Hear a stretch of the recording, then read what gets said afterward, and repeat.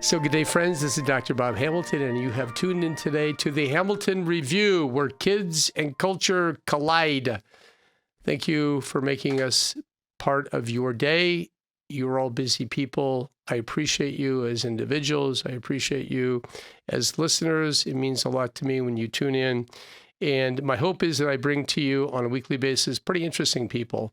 And if you like what you hear, continue to pass it around to your friends and family. It means a lot to me. We're building an audience not because of Dr. Bob, but because the people that I bring on this show are pretty fascinating people. And today I have a great guest to introduce. Her name is Suzanne Heywood.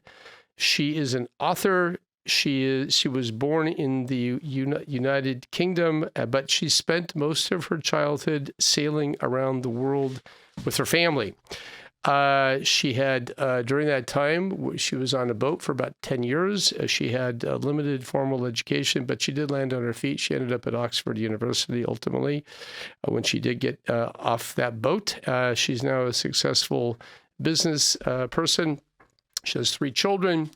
And she has written a new book called Wavewalker, a memoir of breaking free.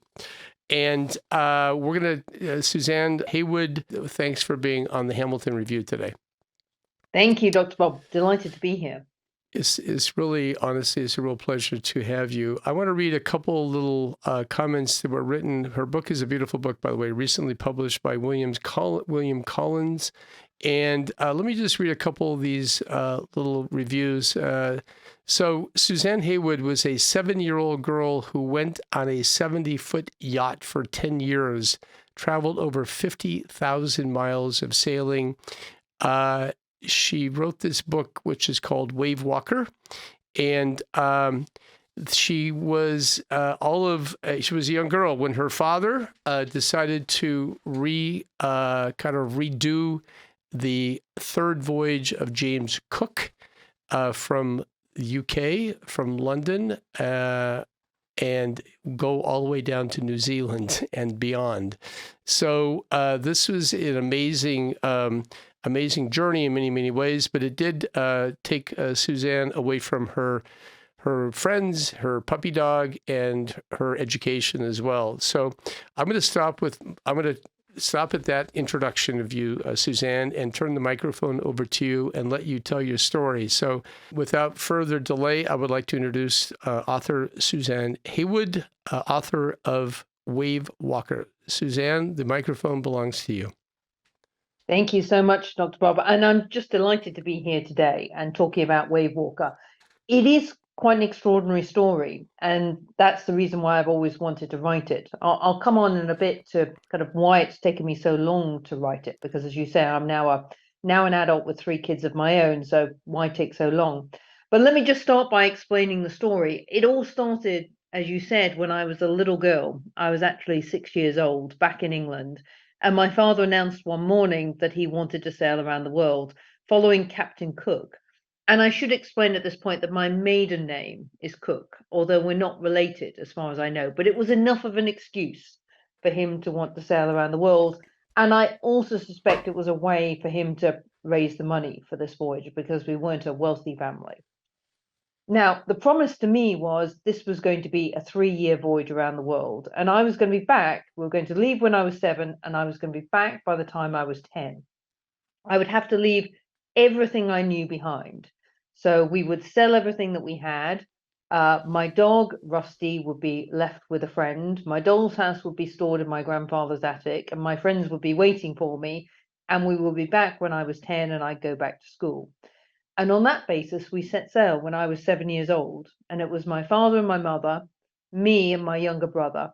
And on that first leg of our voyage, we had 3 crew members. One who actually knew how to sail, I should say. My father had never sailed, further than down to the Canary Islands. So he hadn't really done an ocean passage before. And when I wrote the book, what I've tried to do in the book is to let the reader discover this voyage with me. So although I've written it obviously in an adult voice, you can see the little girl, you're seeing the world through a little girl's eyes. And as the time goes on, I become a little bit older. So I think as an adult, even early on in the voyage, you can see that something's not quite right. One of the first issues is it becomes very apparent. My mother gets terribly seasick. So she disappears to her bunk for the first several days at sea, leaving me, a little girl of 7, and my brother, 6 years old, bending for ourselves at sea because we immediately go into a storm and my father's up on deck dealing with the storm. So we basically make do eating the fruitcake that we were given when we left England in a very bad storm, wondering what on earth had happened to our world. Sure. Now, that first voyage, which took us from the UK down to South America, overall was not a bad voyage. I mean, we almost got hit by a tanker ship at one point, but we did see whales and dolphins. Eventually, my mum re-emerged from her bunk and we got down to South America. And then we sailed from South America across to South Africa. And that was a much, much more difficult voyage. And what I need to explain at this point is because my father wanted to follow Captain Cook around the world, we were actually sailing the wrong way around the world. So most people who sail around the world, they go from east to west, but we were sailing from west to east following Cook. And because Cook wanted to go that way, he had to sail really, really far south. And that meant that you were sailing across the most dangerous oceans in the world. And I still have sailors today who are aghast at the idea that you would set sail with 2 little kids to cross the southern Atlantic Ocean from South America to South Africa, which we did through horrendous storms. And halfway across that voyage, our compass broke, which of course you're then left in the middle of the ocean with no compass. Wow. And this all, yeah, this is all before satellite navigation or satellite telephones. So we had no radio communication. All we had was a kind of radio that you could use when you were right by land. We didn't even have a fridge. We didn't have a shower. Very, very basic accommodation on board. So, And then, so let me just kind of back up a little bit. You're 7 years of age. You've never really spent a lot of time on the water yourself. Your father was an amateur sailor, and you have a crew of 3, and you're suddenly taking off, and you're going across the vast ocean, and the storms. I mean, the storms at sea. I've been on boats before, and I've seen waves, and even on a big boat that has got all of the GPS and everything else in the world, I found myself a little bit anxious because some of these waves are crashing over the boat. You're on a relatively small boat. I mean, yes, it's 70 feet, but that isn't a lot big of a ship when you're dealing with waves that are probably 20 or 30 feet and high, right? How did you feel as a child? You must have been terrified. I was very frightened. And as a little girl, I wasn't really allowed up on deck very much. So you're trapped down below in the hull, as it were. You're being thrown around the cabin because the boat is kind of tipping back and forth the whole time. You can see enough up through the hatches to see these huge waves coming up, rolling up behind the boat. You can feel the boat kind of tipping back and forth. Yeah. At one point, a wave hits the deck halfway across from South America and smashes our dinghy, our small boat that we would get to shore, into pieces, and it disappears kind of over the side. Another wave hits us and takes away the kind of flagpole and the flag off the back of the boat. I mean, it's very dangerous, and I can see that. And I write in the book about how I became convinced that the wind was full of kind of ghosts because you could just hear this screaming, because when the wind hits the rigging, the wires on the boat, it kind of screams. So I was very scared. Rightly so, I think. I think to be in the middle of an ocean when you have no way to contact anybody, because this is before, as I say, any sort of way of contacting people when you're out of away from shore, and to be in massive storms with 20, 30-foot high waves is very frightening. And I could tell that the adults were pretty frightened as well. Sure. Your mother was down below the deck with you during these times.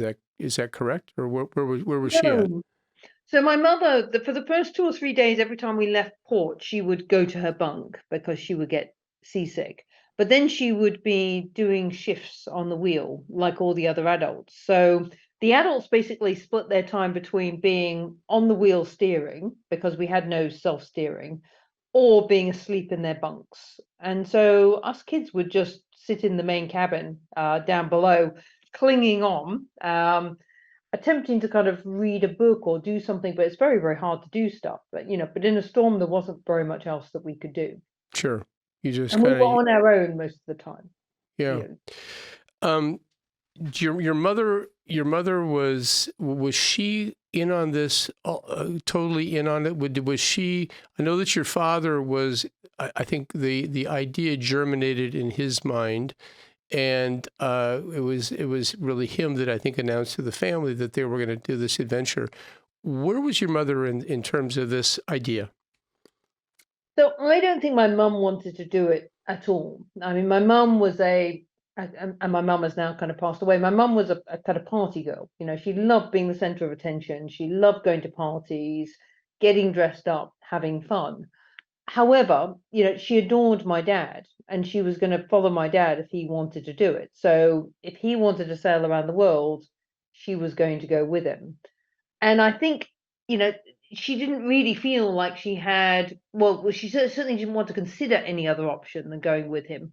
But the problem with this was that, first of all, she was pretty miserable at sea because she didn't really want to be there. And she wasn't a natural sailor at all. As I say, she got kind of terribly seasick. And secondly, which made her kind of quite grumpy quite a lot of the time, because it is very hard work sailing. It's Sure. not only dangerous in some parts and quite frightening, but it's hard work. You're in wet weather gear, sitting behind a wheel, being hit by waves. I mean, this is not a lot of fun unless it's your complete passion. And then I think the dynamic between my parents was that because she'd sacrificed everything to go with him, she could therefore decide everything else. And so, as we'll find as the story progresses, particularly my relationship with my mother starts to deteriorate. But I'm really on my own there because my father is never going to do anything to cross my mother because she's made this huge sacrifice to go with him on this boat. So the relationship between your father and mother was cordial. I mean, did they loved each other and they cared about each other. He cared about her, but you guys, you and your brother, were relegated to maybe a secondary status. Or how would you put that? I don't want to put words in your mouth. Well, there's somebody who told me when they read the book, and they gave me a great quote, which kind of sums up what my family was like, certainly at this stage. And they said, "The child of lovers is an orphan," and that's what it felt like to me as a child. We were there, and they would say that they cared about us, but they really weren't very interested in us being there. But So yeah. But you had no choice. You're young children, and they're basically the adults in the room, and they make the decision, and essentially there you go. But early on, from my understanding, is that there was a certain adventure that you engaged as well. Tell us a little bit about your initial emotions about this trip. Or were you, when you were told, okay, this is a 3-year endeavor, we're going to be back? Did you rebel against that? I mean, you were young, but did you resist that? No, I didn't. I mean, I was 7 years old. So I think at 7 years old, if your parents tell you you're going to sail around the world, you just accept that that's what you're going to do. I mean, I had somewhat mixed emotions. I remember being very upset about leaving my dog behind, Rusty, and I never saw him again.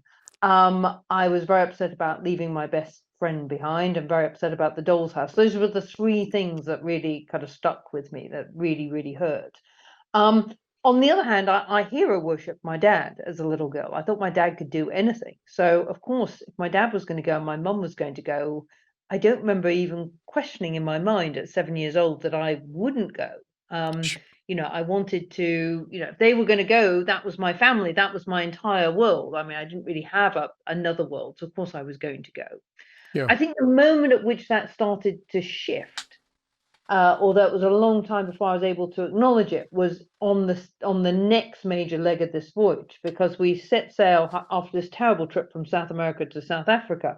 We set sail from South Africa to cross the southern Indian Ocean to Australia. Now, if the South Atlantic Ocean is a bad ocean, the South Indian Ocean is the worst ocean in the world to cross. And Well, again, we were crossing it the wrong way. And we almost immediately went into a terrible storm. I'm again kind of trapped down below with enormous waves, and this just gets worse and worse and worse and worse. And eventually, the boat is hit by a huge wave, which my father later said was 1.5 times as big as our main mast, which would have made it, 90 feet tall. And it wow. smashed, smashed through the deck, out the side of the boat. The boat was tipped on one side. My father was flung overboard, came back on board because of his safety cord. But I was the worst injured because I was standing down below in the galley in the kitchen, and still a little girl of 7, because we're now about 8 months into the voyage. And I was flung against the ceiling of the main cabin, against the wall, and I fractured my skull and broke my nose.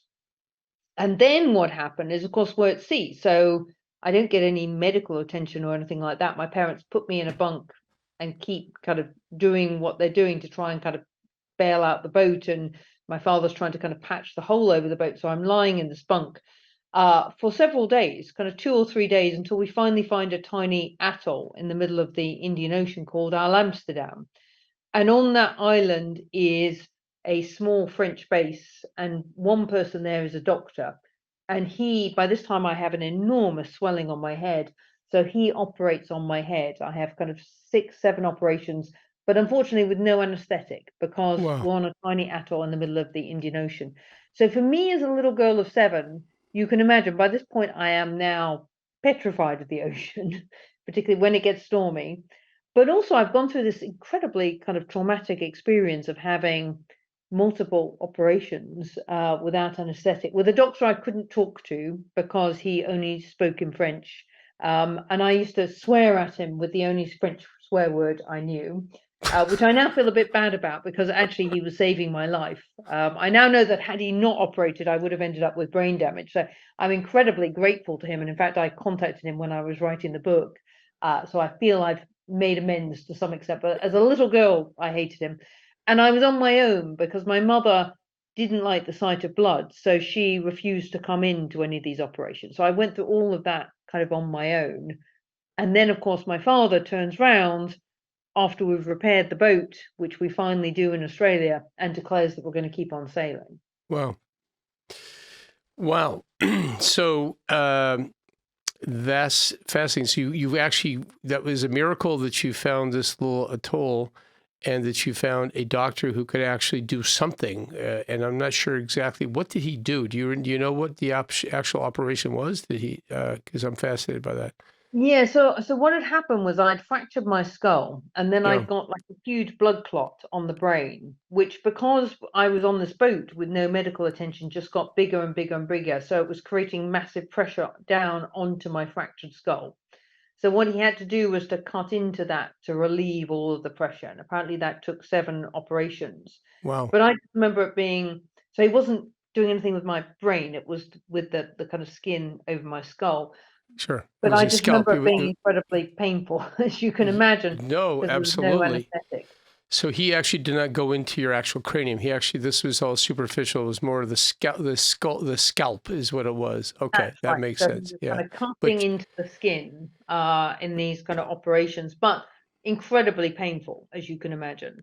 absolutely. And of course, I didn't really understand it at the time. I'm a 7-year-old girl, and his kind of number 2, he had a doctor that was holding me down, and I didn't really understand it. It was only years later, when I came to write the book, that I managed to track him down, Dr. Senelart, and I really understood what the operations had been about. And did you find him? Where did you find him?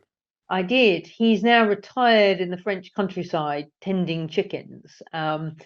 So I'm afraid my French is still not brilliant. So we had a long email exchange using Google Translate, but that enabled me to say thank you finally to him, but also to understand what the operations were and why there have been so many. I think it was quite complicated because I'd been left with no medical attention for several days. I think it was just such a huge swelling, and it was so urgent that he did it. So I'm very lucky, but you can imagine the psychological impact that had on a little girl of 7. Yeah. And in fact, we had a crew member who came on board in Australia before we set sail again, a lovely man called, well, my mother always insisted I called him Mr. Ray. His name is Ray. I still call him Mr. Ray today. I'm still very close to him. And he came on board for the next leg of the voyage. And I became very close to Mr. Ray because he was the first person in my life, actually, who behaved like a parent. He was very kind, and we formed this very kind of close bond. And he describes how he remembers looking at me as a little girl of 7, and I looked at him petrified when we were going to head back out to sea again. Yeah, yeah, absolutely. So, one of the things that a theme of this book is the fact that here you are, you're 7 years of age, you're heading out, and you're not going to school. You're not getting educated. Your education is basically has been cut off, and it took, obviously, when you're 7, you probably are going, well, you're not thinking about education per se, but ultimately you became more intent about getting educated. So can you tell us a little bit about that part of the story? Yeah. So my mother claimed that she was going to educate us on this voyage. And in Yeah, fact, when we set sail, she had a bunch of worksheets in maths and English that she was going to use. She had actually gone to our school, my brother and my school, and the headmaster had been so horrified by the idea of this voyage that he'd refused to give her the curriculum. So she had this pile of sheets. And she did that a little bit, but very soon kind of stopped. And we basically did no education whatsoever. But what happened is as the time went on, and we're now, 2, 3, 4 years into the voyage, I'm getting no education whatsoever. We finally get to Hawaii, which is where the voyage should have ended. That's when we should have turned and gone home. That's when I was going to go home and find kind of Rusty and my friend and my doll's house and everything else. And my parents declare they're going to keep on sailing. We have a family vote. I vote to come home. So does my brother, my father overrules and says we're going to keep sailing. And that's the same moment where I kind of realized that, I mean, one of the reasons why I vote to come home is I have this desperate need to go to school, to get an education. And I've tried to kind of work out where that came from. I mean, I am quite, I do love learning. I've always loved learning. I still love learning today. And people have said to me, but you get the University of Life. But the problem with the University of Life is it doesn't teach you the sort of things I wanted to know. I really wanted to be a scientist, and eventually I studied science when I went to university. You can't figure out science sitting on a boat when all you've got is a bunch of kind of books that have been traded in a secondhand store, which are kind of mainly Mills and Boon's novels. I wanted to understand how physics worked and chemistry and what was in water and why was the sun hot, and I had all these questions that I wanted to understand. Um, I remember when we were in Hawaii, because we were there for a while. At one point, we had a tiny little black and white television, and I remember watching Cosmos, that amazing program, sure. Yeah. and that cemented in my mind this idea that there was all that knowledge out there if I could only find a way to get to it. But I wasn't going to school. I had no access to a library. There was nobody on board I could talk to. And my parents just had no interest in allowing us to have an education because they just wanted to pursue this dream of sailing. And then I should say the other thing that started happening, which becomes more and more intense as the story goes on, is my relationship with my mother starts to deteriorate after I kind of hit adolescence. And I don't quite know why that was, but it was very obvious. She starts not talking to me for days, sometimes weeks on end, calling me names, really being very unpleasant. I think she saw me somehow as being competition for her, or something was going on. But what that created in me was just a increasing desire to find a way to escape from this boat, because on this boat I was trapped with a parent who clearly didn't like me very much. I still had a decent relationship with my father, but my relationship with my mother was terrible. But I knew if I couldn't get an education, I'd be trapped on this boat forever. And this was when you were 10 or 11, is that correct? Was it that That's young? right. Yeah, so we were in Hawaii. When we were in Hawaii, I was 11. By the time we left Hawaii, I was about 12 and a half. And then we headed down to Australia. And it's during that period that I became more and more concerned about trying to find a way to get an education. So did your parents did you do any kind of correspondence courses, or was there any kind of formal education that they even initiated at all? Because I think there at some point there were some correspondence courses that you did take. Yes, later. So we eventually got down to Australia, by which point I'm about 13. And by that point, we've run out of money again. So my father allows my brother and me to go to school. So we go to school for about a year or so. But then he decides he wants to go sailing again. And this time I managed to convince them to let me start doing correspondence courses on the boat. And that was good. The problem is that, doing a correspondence course when you're sailing, because my father was just going to keep on sailing. And by this point, he's taking crew on the boat who are paying us to be on the boat. And the reason why he was doing this is because we'd run completely out of money again. And this was a way to earn money, to keep this endless voyage going.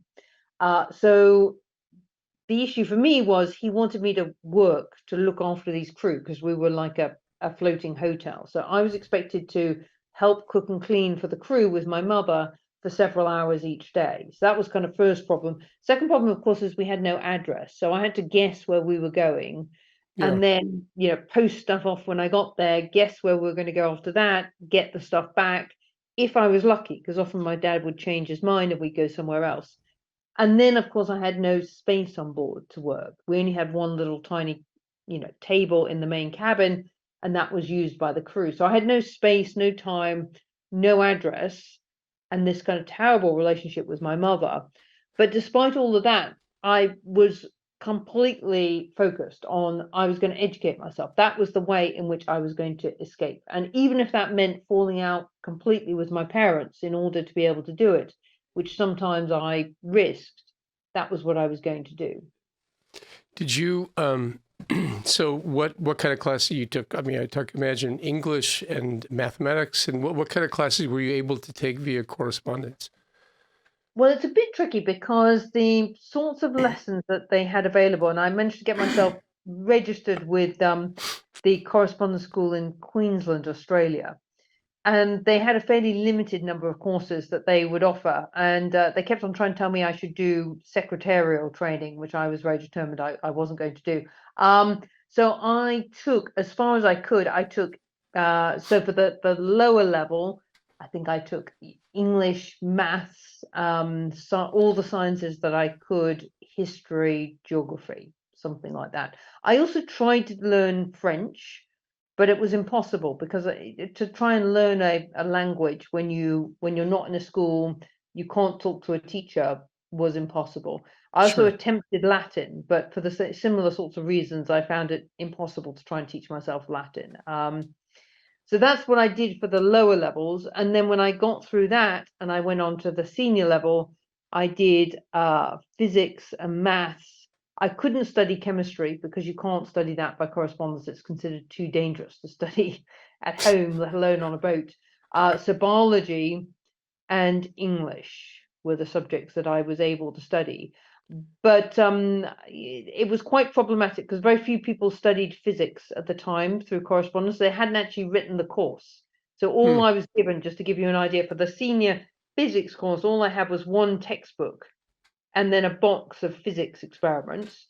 And all I could do was just keep on reading the same textbook, sitting in my bunk over and over and over again, in the hope that if I read it for the 150th time, somehow I would figure out what some of it was saying. Yeah. Amazing. So that was your education, and that was the way it was. Now, let me back up a little bit. Your brother is part of this picture too. Tell us a little bit about your brother. So my brother's a year younger than me, and he had a very different experience on the boat for a few different reasons. And I've talked to other kids who spent a little bit of time on boats. And one thing about that world is it is sadly quite a gendered world in a couple of different ways. One is it's a very physical world. So it's an easier world to be in as a boy than a girl. The second thing is, unfortunately, attitudes to what a girl could do on a boat and what a boy could do on a boat were very different. So I was expected to work down below cooking and cleaning, whereas my brother was not. He was able to go up and help with the sails when he wanted to. My father actually only had one set of safety equipment for a kid to work the sails on deck, which he gave to my brother. So I didn't have safety equipment to kind of work up on deck. So a combination of that and the fact that my brother had a much better relationship with my mother, in my mother's eyes, my mother could do no wrong, whereas I really felt for a lot of my teenage years I could do no right, meant that he had a much better experience of it on a boat, which I'm glad about. I'm glad that he had a kind of better experience of it. I have found, and I've been talking to other kids who've grown up in similar circumstances, though generally much less extreme than my experience, and it is a bit of a theme that the girls are often struggling a lot more than the boys. Yeah. What happened to your brother? Where is your brother at today? So my brother struggled more on getting an education on the boat, but eventually did get one, came back to the UK again, kind of struggled a bit with his education, but eventually kind of pulled it all together, and now has a job and a wife and kids, but remained very, very close to my parents, whereas I, never did really. I kind of pulled away as a way of escaping from the boat and never really became very close to them again. Do you have a relationship with your brother today? Not really, because we never really fell out on the boat. We just kind of drifted apart. I think what happens is if you've got two kids who are together facing a common problem, it pushes them towards each other. Yeah. What was happening with us is we were being treated in very, very different ways. And in fact, I realized at some point that, if I fell out with my brother, my mother was always going to punish me and not punish my brother. So my solution was, that we kept apart from each other largely. And as adults, we've been like that as well. He's done his own thing, keeping very close to my parents, and I've gone off to create my own life. One of the other questions I have is just the tight quarters that you're talking about. I mean, people are you don't have like bedrooms. I think you had one bathroom among everybody. Is that correct? You shared one bathroom. That's right. What? It's a tiny space below deck. So all I had as a kid and as a adolescent girl was one bunk in a shared cabin with other bunks.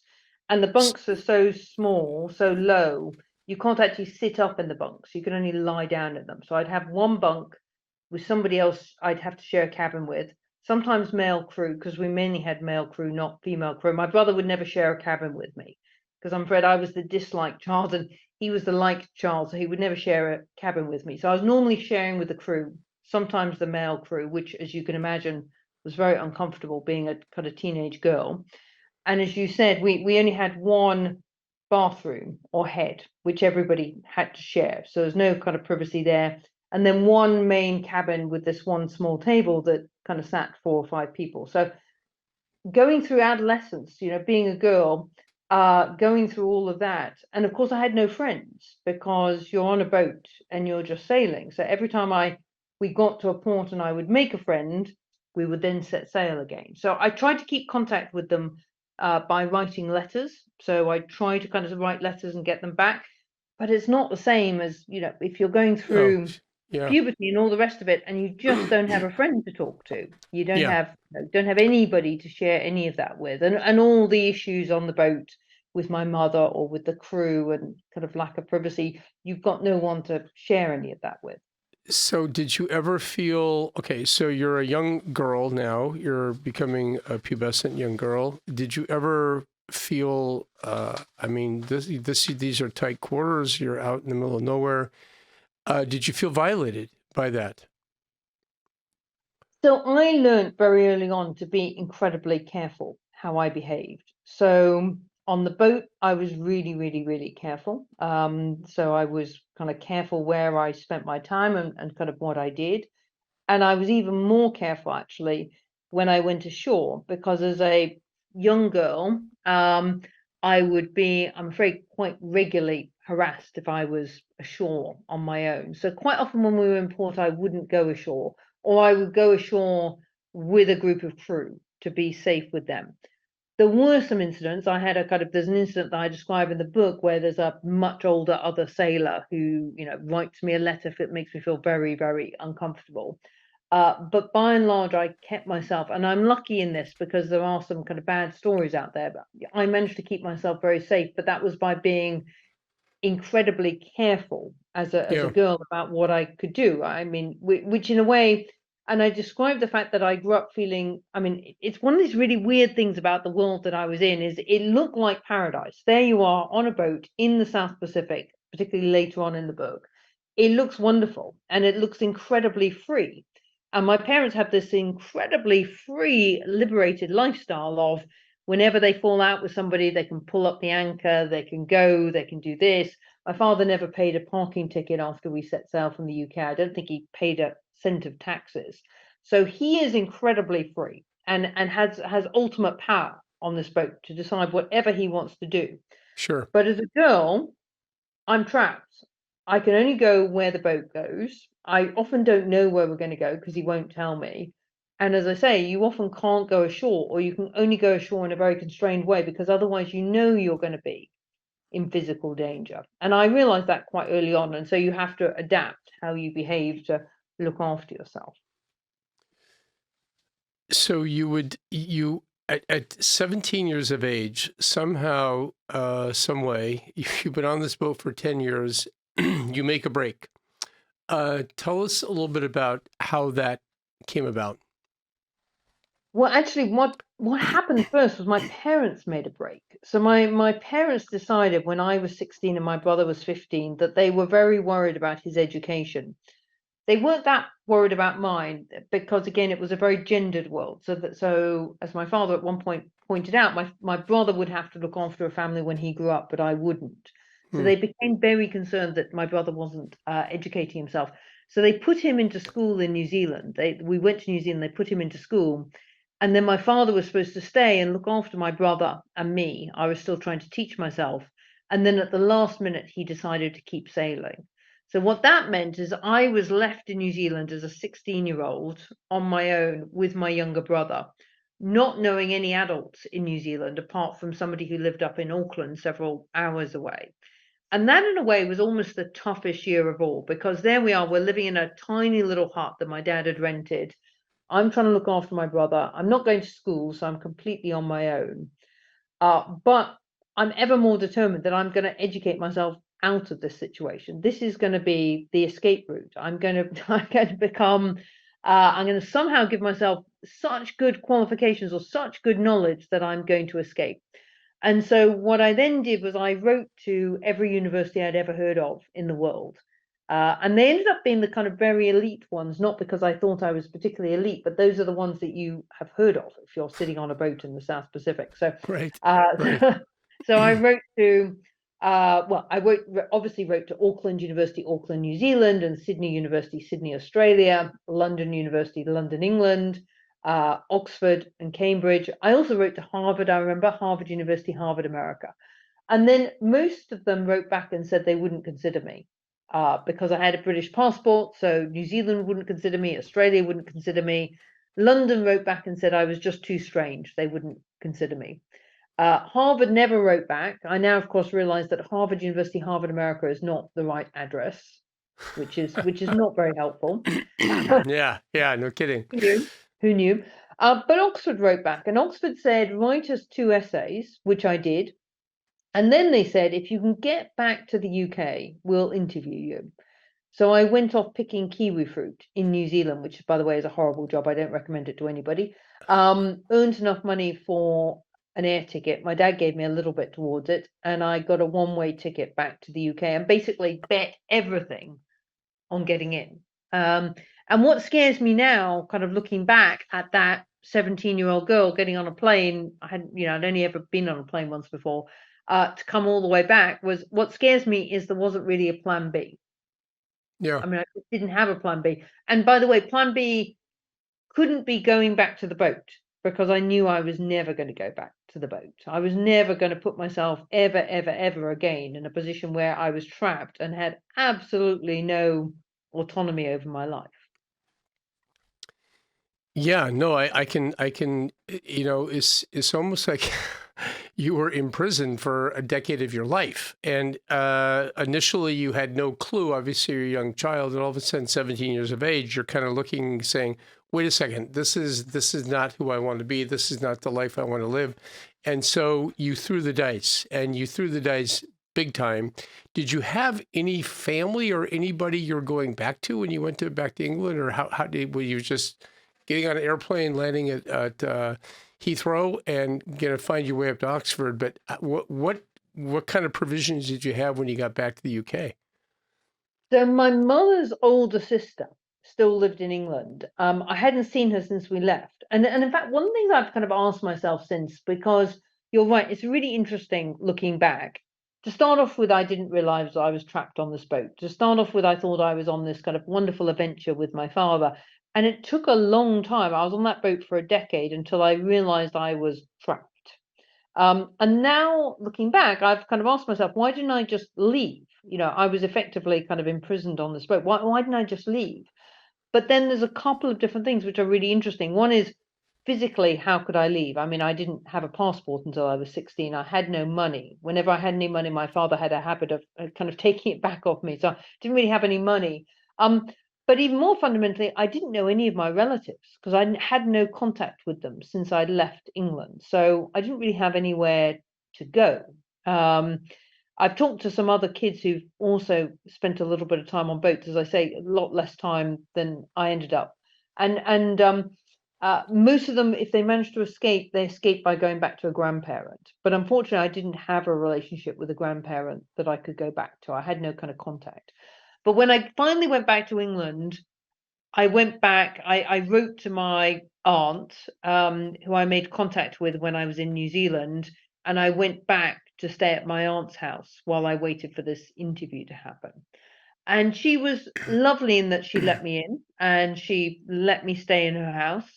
But it's not like most people would have a relationship with an aunt because I hadn't seen her for a decade. So she Sure. must have looked at me turning up and thought, who is this girl? In fact, a really kind of memorable thing that happened after I got back is I needed a bank account because I didn't have any sort of bank account, as you might imagine. I remember my aunt and I going to the bank, and there was a form, and you had to kind of sign to say that the person was the person that they said they were.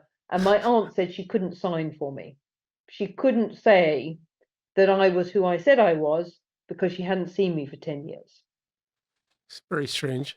Yeah, and she Yeah. was right because the form actually did technically say you need to have known this person for several years. So I kind of get that, but you can imagine how that kind of made me feel, kind of age 17. It's like I've come back and my family know me so little that they won't even declare that Yeah, I'm they won't just they who I won't say I vouch they won't vouch for you on a bank statement. Oh my am. gosh. Exactly, exactly.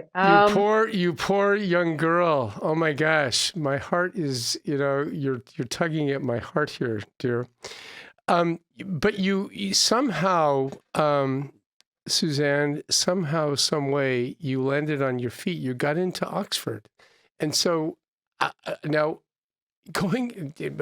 listen. Oxford is a recognized university in the Western world. It also, everybody who applies to Oxford does not get into Oxford. So you're dealing with a very erudite, high level, educated kids who are coming from fancy schools like Eton and all sorts of schools in England. And here you are, who've spent a decade on a boat, no education. How did you feel when you finally got admitted, and how did you do academically? Yeah. Well, you see, I once I had my offer, and I should say I owe a huge amount to I had an amazing teacher at the correspondence school, particularly at the last year and a half. By the way, I never met him in person. His name was Roger, and I finally went back to find him a few years ago. I'd never met him before because, of course, we only ever wrote letters to each other. But he was amazing, and he encouraged me. He also sent me a whole bunch of books to read. And I think I owe getting in a lot to him. He saw something in me, this kid who was on a boat and then ended up in this hut in New Zealand. he went out of his way to give me books and to help me kind of figure out what I was going to do with my life. When I got into Oxford, I thought that academically it was going to be a disaster because I was so conscious of all the things I didn't know. I mean, I'd never been to a museum. I don't think I'd ever been in a library. I wanted to study biology, but I'd never studied chemistry, which was a prerequisite for the course. I didn't even know my times tables. I mean, I just had so many gaps. The funniest thing, which I don't think I fully realized at the time, but when I later met my husband, he used to find this very funny, is I mispronounced many, many words because I learned most of my vocabulary by reading and not by saying things. Because on the boat, the Sure. vocabulary was quite limited. Sure. The spoken vocabulary, it was kind of pulling up sails and putting down sails and, cooking dinner and kind of, so I would often mispronounce things. In fact, as a kid, I decided there was a whole different set of measurements. You had kind of pounds and you had kilograms, and then you had these other things called lillables.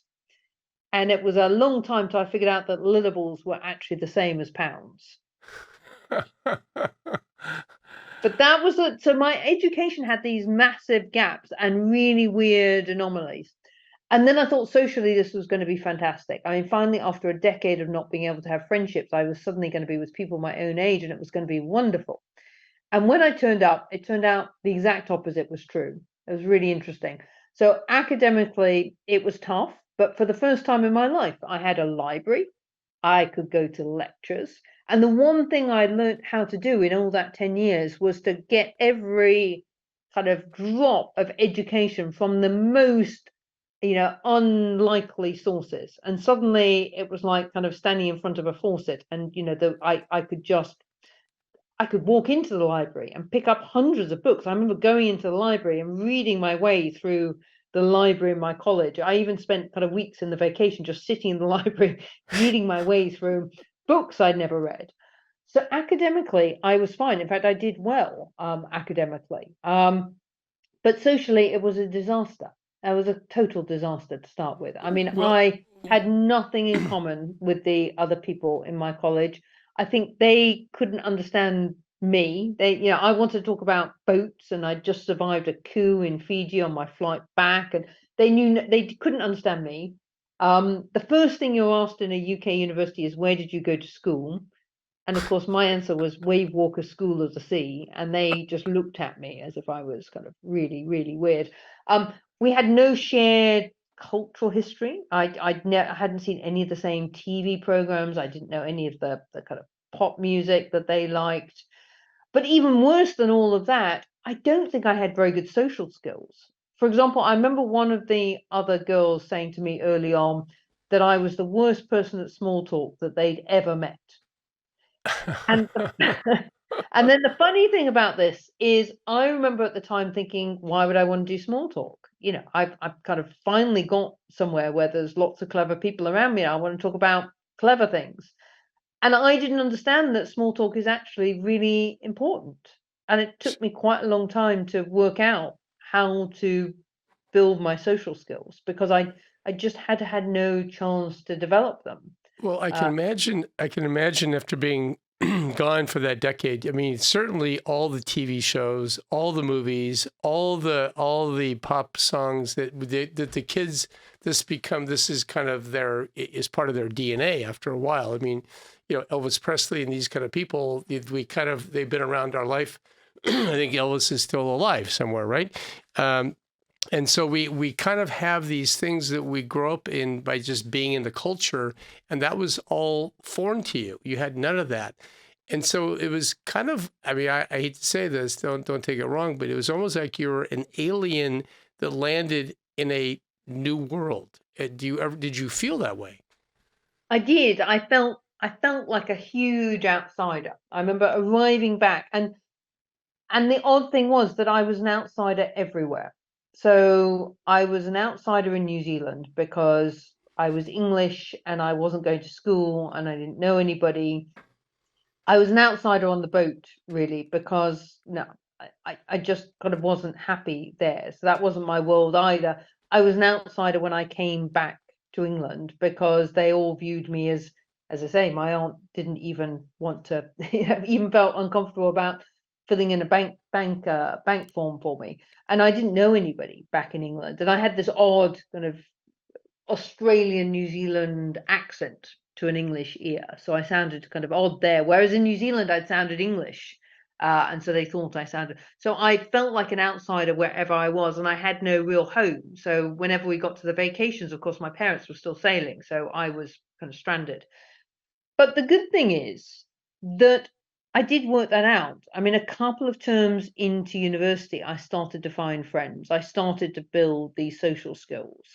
Um, I struggled a lot in that I had no money because unfortunately my parents then disowned me in my kind of second term at Oxford. They just didn't want to pay for me to be there. So I had very little money. So I was struggling financially all the way through my degree. But socially, I started to make friends. And from that kind of point forward, once I got my degree, finally kind of got through that kind of period, I was able to start my life and to start the life, start building the life that I now have. And, I now have many friends and a career and three wonderful kids and so on. So I managed then to kind of get on and create the life that I've managed to create. And so I actually, in a bizarre sort of way, consider myself to be very lucky because I've had some pretty bad breaks along the way, but I've had some good ones as well. And I've been able to take advantage of the things that have gone my way, partly just because I've been so determined that I wanted to create a life for myself that was so different to the life that I had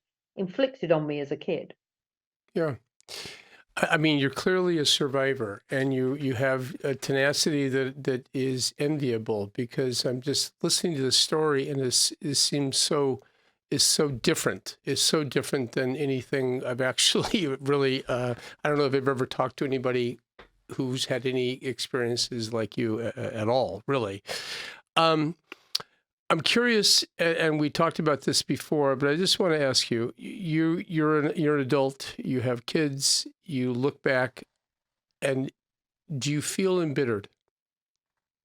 No, I don't feel embittered. I feel, and you used the word just now, I feel like a survivor, not a victim. And that's always been my mindset about it. So this thing happened.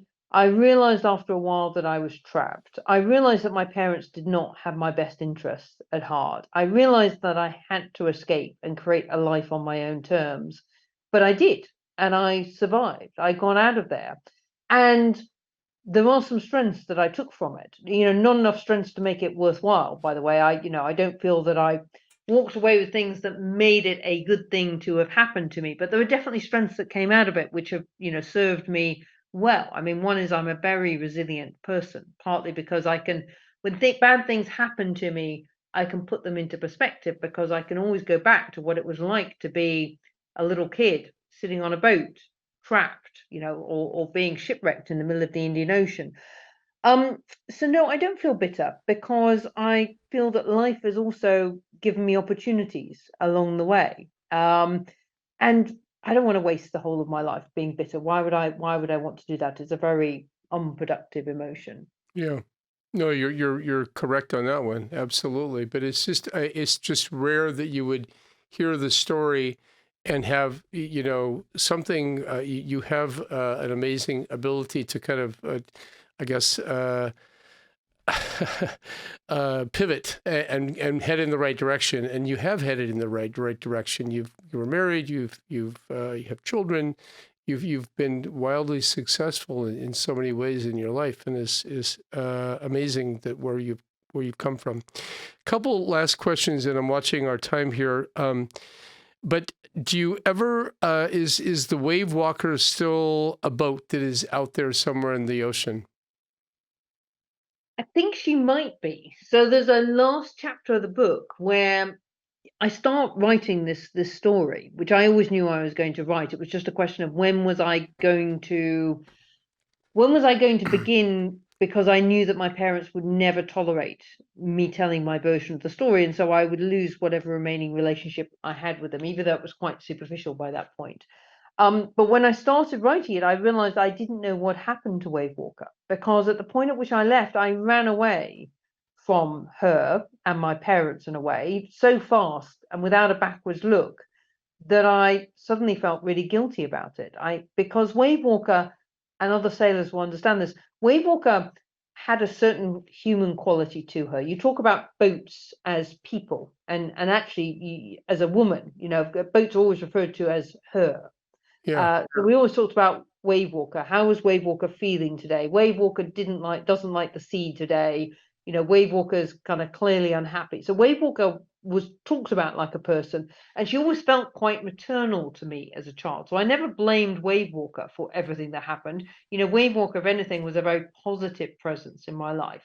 Yeah. So I went back when I started writing the book to try and find her. So the last chapter of the book describes this quite extraordinary little kind of adventure story where I go back to Fiji and try to track her down. And I track her down through various different kind of escapades, and I find various different owners of her. Eventually, I find her compass, which I now have. So I managed to bring her compass home. But I haven't actually figured out what happened to her in the very end. And so if anybody out there can figure it out, that would be great. I put all the clues in the last chapter of the book.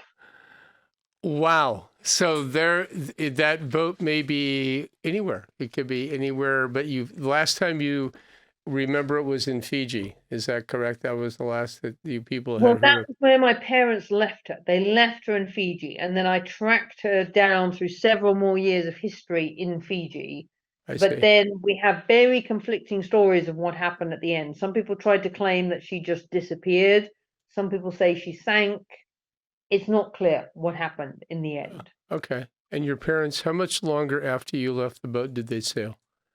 They sailed for about another 4 years after I left. So in total, they were at sea for about 15 years before Wow. they came back finally to the UK.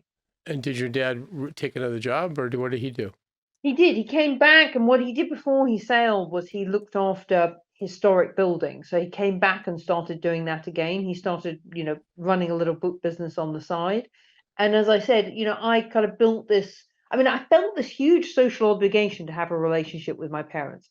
They were the only people I'd shared my entire life with. I mean, I Sure. didn't, as I Yeah. say, by that point I'd gone off and I'd met my relatives, many of which are very nice, but I hadn't grown up with them. So it was like meeting nice friends who I felt some sort of attachment to, but I just hadn't ever known them.